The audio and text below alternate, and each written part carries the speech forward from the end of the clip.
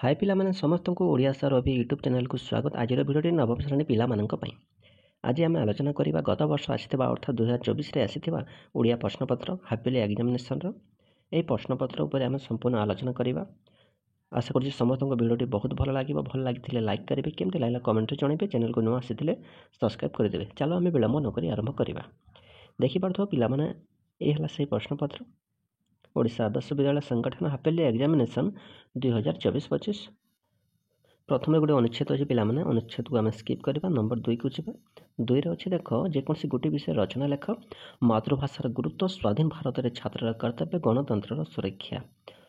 ମାତୃଭାଷାର ଗୁରୁତ୍ୱକୁ ନେଇକି ଆଗରୁ ମୁଁ ଏକ ରଚନା ପ୍ରିପେୟାର କରିକି ଏହି ଚ୍ୟାନେଲ୍ ମାଧ୍ୟମରେ ସେୟାର କରିଛି, ତୁମେ ପାଇପାରିବ। ଏବଂ ଆଉ ଯେଉଁ ଦୁଇଟି ଅଛି, ସ୍ୱାଧୀନ ଭାରତରେ ଛାତ୍ରର କର୍ତ୍ତବ୍ୟ ଓ ଗଣତନ୍ତ୍ରର ସୁରକ୍ଷା। ଏହି ରଚନା ବି ଯଦି କାହାକୁ ଦରକାର କମେଣ୍ଟରେ ଲେଖ, ମୁଁ ନିଶ୍ଚିତ ଭାବରେ ଆଗକୁ ଆଣିବି। ନମ୍ବର 3, ସ୍ୱାସ୍ଥ୍ୟ ରକ୍ଷାର ନିୟମ ସମ୍ପର୍କରେ ସୂଚନା ପ୍ରଦାନ କରି ସାନ ଭାଇଙ୍କ ନିକଟକୁ ପତ୍ର ଲେଖ, କିମ୍ବା ତୁମ ଗ୍ରାମରେ ଏକ ପାଠାଗାର ନିର୍ମାଣ କରିବା ନିମନ୍ତେ ଜିଲ୍ଲାପାଳଙ୍କୁ ଦରଖାସ୍ତ ଲେଖ। କିମ୍ବାରେ ଯାହା ଅଛି, ତୁମ ଗ୍ରାମରେ ଏକ ପାଠାଗାର ନିର୍ମାଣ କରିବା ପାଇଁ। ଏହି ବିଷୟରେ ମୁଁ ଆଗରୁ ଦରଖାସ୍ତଟିଏ ପ୍ରସ୍ତୁତ କରିଛି, ଏହି ଚ୍ୟାନେଲ୍ ମାଧ୍ୟମରେ ସେୟାର କରିଛି, ତୁମେ ପାଇପାରିବ। ନମ୍ବର 4କୁ ଯିବା। ବ୍ୟାକରଣ ବିଭାଗର ପ୍ରଶ୍ନ ଅଛି ପିଲାମାନେ, ସ୍ୱର ସନ୍ଧି କାହାକୁ କହନ୍ତି? ଉତ୍ତର ହେବ, ପରସ୍ପର ସନ୍ନିହିତ ପୂର୍ବପଦର ଶେଷ ସ୍ୱରବର୍ଣ୍ଣ ସହିତ ପରପଦର ପ୍ରଥମ ସ୍ୱରବର୍ଣ୍ଣର ମିଳନକୁ ସ୍ୱର ସନ୍ଧି କୁହାଯାଏ। ଖ ନମ୍ବର, ସନ୍ଧି କେତେ ଭାଗରେ ବିଭକ୍ତ? ସନ୍ଧି 3 ଭାଗରେ ବିଭକ୍ତ, ଯଥା ସ୍ୱର ସନ୍ଧି, ବ୍ୟଞ୍ଜନ ସନ୍ଧି ଓ ବିସର୍ଗ ସନ୍ଧି। ଗ ନମ୍ବର, ସମାସ କାହାକୁ କହନ୍ତି? ଉତ୍ତର ହେବ, ପରସ୍ପର ସମ୍ବନ୍ଧ ଥିବା ଦୁଇ ବା ତତୋଧିକ ପଦକୁ ଏକ ପଦରେ ପରିଣତ କରିବାର ପ୍ରକ୍ରିୟାକୁ ସମାସ କହନ୍ତି। ଘ ନମ୍ବର, ଅର୍ଥର ପ୍ରାଧାନ୍ୟ ଦୃଷ୍ଟିରୁ ସମାସକୁ କେତେ ଭାଗରେ ବିଭକ୍ତ କରାଯାଇଛି? ଉତ୍ତର ହେବ 6 ଭାଗ। ମ ନମ୍ବର, ବିସର୍ଗ ସନ୍ଧି କାହାକୁ କହନ୍ତି? ଉତ୍ତର ହେବ, ପୂର୍ବପଦର ଶେଷରେ ଥିବା ବିସର୍ଗ ସହିତ ପରପଦର ପ୍ରଥମରେ ଥିବା ସ୍ୱରବର୍ଣ୍ଣ ବା ବ୍ୟଞ୍ଜନ ବର୍ଣ୍ଣର ମିଳନକୁ ବିସର୍ଗ ସନ୍ଧି କହନ୍ତି। ଚ ନମ୍ବର, ବିଗ୍ରହ ବାକ୍ୟ କାହାକୁ କହନ୍ତି? ସମାସ ଅନ୍ତର୍ଗତ ପଦମାନଙ୍କର ପରସ୍ପର ସମ୍ବନ୍ଧ ଜାଣିବା ପାଇଁ ଯେଉଁ ବାକ୍ୟ ଗଢ଼ାଯାଏ ତାହାକୁ ବିଗ୍ରହ ବାକ୍ୟ କହନ୍ତି। 6 ନମ୍ବର, ଉପମେୟ କାହାକୁ କହନ୍ତି? ଉପମେୟ କାହାକୁ କହନ୍ତି? ଉତ୍ତର ହେବ, ଯାହା ବିଷୟରେ ଉପମା ଅର୍ଥାତ୍ ତୁଳନା ଦିଆଯାଏ ତାହାକୁ ଉପମେୟ କହନ୍ତି। ନମ୍ବର 5 ପିଲାମାନେ ଦେଖ, ଏ ମଧ୍ୟ ବ୍ୟାକରଣ ବିଭାଗର ପ୍ରଶ୍ନ। ଘର ମୁହାଁ, ଏହି ଶବ୍ଦଟି କେଉଁ ସମାସ ଅଟେ? ଉତ୍ତର ହେବ, ତତ୍ପୁରୁଷ ସମାସ। ଖ ନମ୍ବର, ଭବନ, ଏହାର ସନ୍ଧି ବିଚ୍ଛେଦ ରୂପଟି କ'ଣ ହେବ? ଭୋ ଯୁକ୍ତ ଅନ, ଭବନ। ଗ ନମ୍ବର, ନୀଳ କଇଁ କେଉଁ ସମାସ? ଉତ୍ତର ହେବ, କର୍ମଧାରୟ ସମାସ। ଘ ନମ୍ବର, ଯେଉଁ ପଦଗୁଡ଼ିକର ମିଶ୍ରଣରେ ସମସ୍ତ ପଦ ଗଠିତ ହୁଏ ସେହି ପଦଗୁଡ଼ିକ ଗୋଟିଏ ଗୋଟିଏ କେଉଁ ପଦ? ଉତ୍ତର ହେବ, ସମସ୍ୟମାନ ପଦ। ମ ନମ୍ବର, ପରସ୍ପର ସନ୍ନିହିତ ପୂର୍ବପଦର ଶେଷ ବର୍ଣ୍ଣ ଓ ପରପଦର ପ୍ରଥମ ବର୍ଣ୍ଣର ମିଳନକୁ କ'ଣ କୁହାଯାଏ? ଉତ୍ତର ହେବ, ସନ୍ଧି। 6 ନମ୍ବର ଦେଖ ପିଲାମାନେ, ସରଳାର୍ଥ ଯେକୌଣସି ଗୋଟିଏ ଲେଖା ପାଇଁ କୁହାଯାଇଛି। ସଂସାରରେ ଦେଖାଯାଏ ଯେ ଅଧିକାଂଶ ବନ୍ଧୁତା ହେତୁକ ବା କାମର ପିଆରା ବନ୍ଧୁତା। ଆଗକୁ ଥିବା ହାପିଲି ଏକ୍ଜାମିନେସନ୍ରେ ପିଲାମାନେ ଆଉଟ୍ ଅଫ୍ ହାପିଲି ସିଲାବସ୍ କୋଶ୍ଚିନ୍ ମଧ୍ୟ ଅଛି, ସେହି ଉପରେ ମଧ୍ୟ ଆମେ ଆଲୋଚନା କରିବା।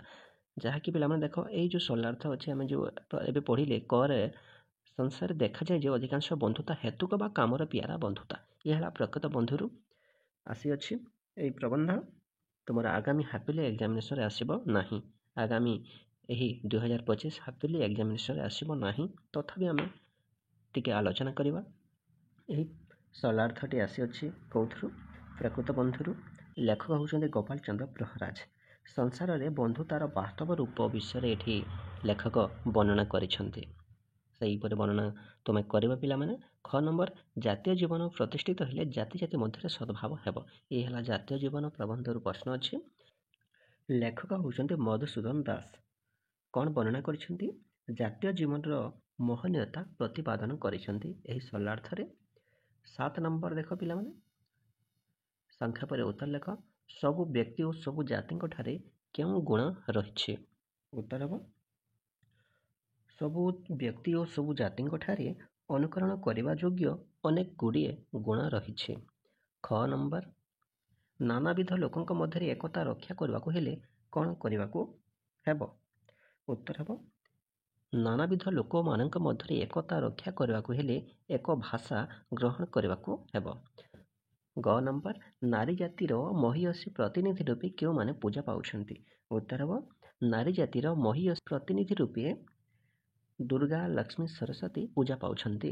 ଘ ନମ୍ବର କେତେବେଳେ ବନ୍ଧୁଜନ ପଙ୍ଗପାଳ ପରି ମାଡ଼ି ଆସିବେ? ଉତ୍ତର ହେବ ଯେତେବେଳେ ତୁମେ ପଦପଦବୀରେ ପାଦ ଦେବ ସେତେବେଳେ ବନ୍ଧୁଜନ ପଙ୍ଗପାଳ ପରି ମାଡ଼ି ଆସିବେ। ଓ ନମ୍ବର ଭଗବାନଙ୍କୁ ଦୀନବନ୍ଧୁ ନାମ ଦିଆଯାଇଛି କାହିଁକି? ଉତ୍ତର ହେବ ଅଫଳପ୍ରେପ୍ସୁ ବନ୍ଧୁକୁ ପ୍ରକୃତ ବନ୍ଧୁ କୁହାଯାଏ। ଯିଏ ବନ୍ଧୁତା ସ୍ଥାପନ କରିଥାଏ କିଛି ଫଳ ପାଇବା ଆଶା ନ ନେଇକି, ସେହି ପ୍ରକାର ବନ୍ଧୁ ହେଉଛି ପ୍ରକୃତ ବନ୍ଧୁ। ଯେହେତୁ ଭଗବାନ କାହାଠାରୁ କେବେ କିଛି ଆଶା କରନ୍ତି ନାହିଁ, ତେଣୁ ଏଠି ଭଗବାନଙ୍କୁ ଦୀନବନ୍ଧୁ ନାମ ଦିଆଯାଇଛି। 8 ନମ୍ବର ପିଲାମାନେ ଦେଖ, ସବୁ ଅବସ୍ଥାରେ ସବୁ ସ୍ଥଳରେ କିଏ ନିଜ ଜାତୀୟ ଗୁଣକୁ ଧାରଣ କରି ଜାତୀୟ ଜୀବନର ଟେକ ରଖିଛି? ଉତ୍ତର ହେବ ଜଳ। ଖ ନମ୍ବର କେଉଁ ଭାଷା ସ୍ୱୀକାର ନ କରିବା ଯେ କାହାରିକୁ ଯୁକ୍ତରାଷ୍ଟ୍ରରେ ପ୍ରଜାର ଅଧିକାର ଦିଆଯାଏ ନାହିଁ? ଉତ୍ତର ହେବ ଇଂରାଜୀ ଭାଷା। ଗ ନମ୍ବର ଦେଖ, ଟିକିଏ ତଳେ ଦେଖିଲେ ଭାବ ଓ ସଭ୍ୟତାର ମୂଳରେ କ'ଣ ରହିଥିବାର ଦେଖାଯିବ? ଉତ୍ତର ହେବ ଭାଷା। ଘ ନମ୍ବର ପ୍ରାବନ୍ଧିକଙ୍କ ଜୀବନରେ ପ୍ରଥମ 10 ବର୍ଷ କିପରି କଟିଥିଲା? ଉତ୍ତର ହେବ ଅଣହେଜ ଅବସ୍ଥାରେ କଟିଥିଲା। ଏ ପ୍ରଶ୍ନ ପ୍ରକୃତ ବନ୍ଧୁରୁ ଅଛି ପିଲାମାନେ। ଓ ନମ୍ବର ଫଳର ଆଶା ରଖି ପରୋପକାର କଲେ ସେଠି ନିଶ୍ଚୟ କ'ଣ ପାଇବ?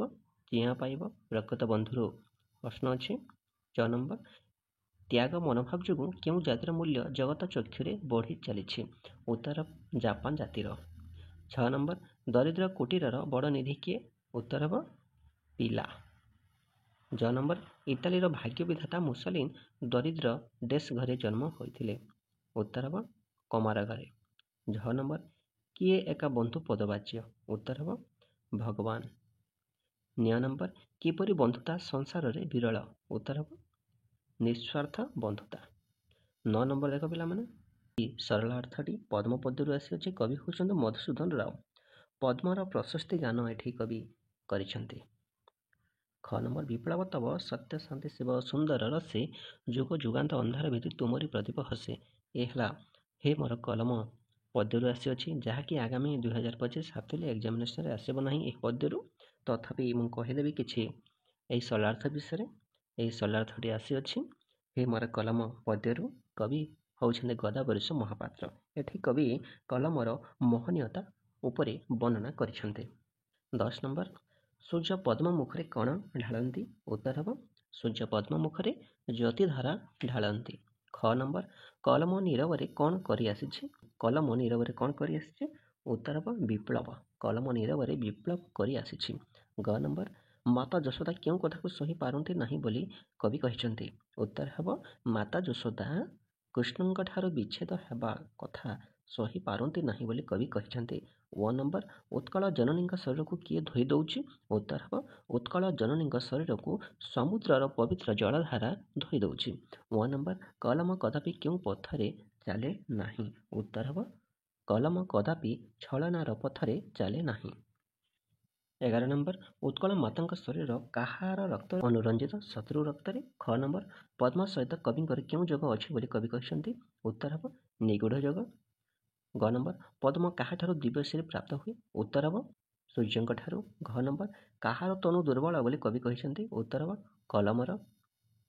ଓ ନମ୍ବର କଲମ କାହାକୁ ଆଖି ଦେଇଛି? ଉତ୍ତର ହେବ ଅନ୍ଧକୁ। ଚ ନମ୍ବର କବି କାହାଠାରୁ ଆଶିଷ କାମନା କରିଛନ୍ତି? ପଦ୍ମଠାରୁ।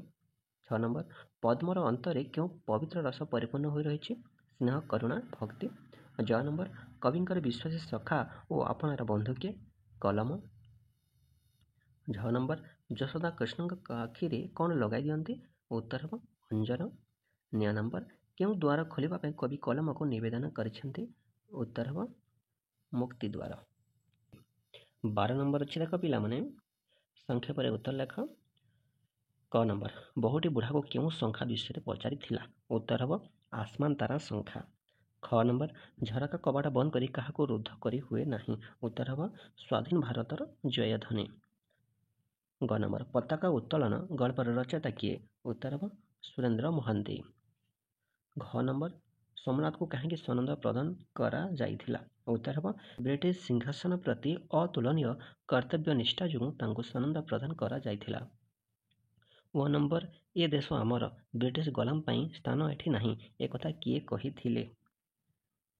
ଉତ୍ତର ହେବ ବିଜୟ। ଚ ନମ୍ବର ଶଙ୍ଖା ପିନ୍ଧି ସାରି ବୁଢ଼ା ଦାମ ନେଲା ନାହିଁ କାହିଁକି? ଉତ୍ତର ହେବ କାରଣ ବୁଢ଼ା ସେହି ବଧୂକୁ ବା ସେହି ବୋହୂକୁ ନିଜ ମା ବୋଲି ସମ୍ବୋଧନ କରିଥିଲା, ତେଣୁକରି ପିନ୍ଧି ସାରି ବୁଢ଼ା ଦାମ ନେଲା ନାହିଁ। ଛ ନମ୍ବର ଗାଁ ମୁଣ୍ଡରେ ଥିବା ଘରଟି କିପରି ଘର ଥିଲା? ଉତ୍ତର ହେବ ଘରଟି ପକ୍କା ପିଣ୍ଡା, 7 ଶ୍ରେଣୀଆ ଛପର ଓ ଜାଉଁଳି କବାଟ ରହିଥିଲା।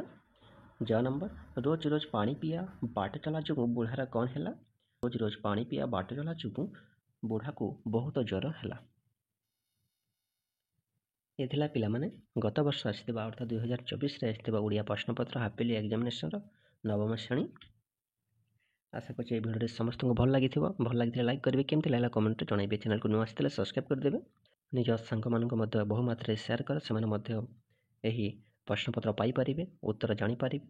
ଏବଂ ଯେଉଁମାନେ ଏପର୍ଯ୍ୟନ୍ତ ହ୍ୱାଟ୍ସଆପ୍ ଗ୍ରୁପରେ ଜଏନ୍ ହୋଇନ, ମୁଁ ଡେସ୍କ୍ରିପସନରେ ଲିଙ୍କ୍ ସେୟାର କରିଛି, ତୁମେ ଜଏନ୍ ହୋଇପାରିବ। ଭିଡ଼ିଓକୁ ଶେଷ ପର୍ଯ୍ୟନ୍ତ ଦେଖିଥିବାରୁ ସମସ୍ତଙ୍କୁ ବହୁତ ବହୁତ ଧନ୍ୟବାଦ।